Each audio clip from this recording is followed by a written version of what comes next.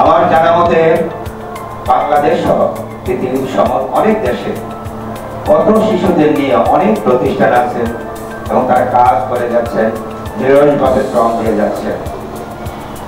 গত 10 বছর আমি বিভিন্ন ইন্টারনেট, বিভিন্ন মিডিয়া এবং গুগলে সার্চ করে শুধুমাত্র এই পথ নবজাতক নিয়ে কাজ করে এরকম একটি প্রতিষ্ঠানও খুঁজে পাই।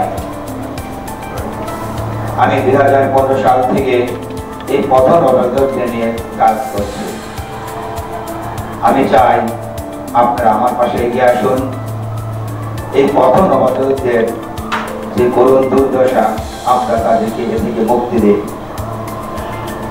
এই পথ নবজাতকেরা এই দুর্ভাগ্যের শিকার বিভিন্ন কারণে। আমরা যদি চিন্তা করি, প্রথম কারণ হলো আমাদের মনুষ্যবোধের অভাব। কারণ কোনো না কোনো ভাবে এই নবজাতকটি পৃথিবীর আলোর মধ্যে গেছে, কিন্তু আমরা আমাদের সামাজিক পরিচয় অর্থাৎ সোশ্যাল স্ট্যাটাস, আর্থিক দণ্ডতা এবং বিভিন্ন রকমের প্রতিবন্ধকতাকে সামনে নিয়ে এসে তাদেরকে আমরা ছুঁড়ে ফেলে দিচ্ছি ডাস্টবিনে। প্রত্যেকটি নবজাতকের অধিকার রয়েছে সে তার মায়ের কোলে, মায়ের আশ্রয়ে বড় হবে, মায়ের দুধ পান করবে। কিন্তু কিছু নবজাতক যাদেরকে নিয়ে আমি গত 10 বছর যাবৎ কাজ করছি, তাদের সেই বোধ সৌভাগ্যটুকু হয়ে ওঠেনি।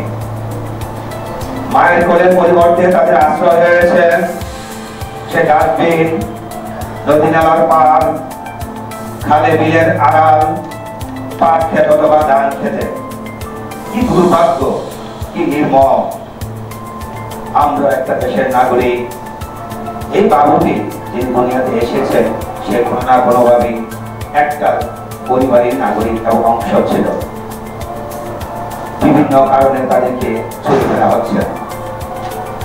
আমি যদি জাস্ট 15 বছর 10 বছর আগে চিন্তা না করে শুধু গত 5 মাস আগে দুইটা সিনারিও যদি আপনাদেরকে বলি, তাহলে আসলে বুঝতে পারবেন যে তারা আসলে কত অসহায়। একটি নবজাতক যার ওজন ছিল মাত্র 900 গ্রাম, এই নবজাতকটিকে একটা পলিথিনে মুড়িয়ে লাউ, কুমড়া, শাক সবজির মাঝখানে তাকে রেখে পেঁচিয়ে মায়ের প্লাসের অর্থাৎ ফুল সহ ফেলে দেওয়া হয় ডাস্টবিনে।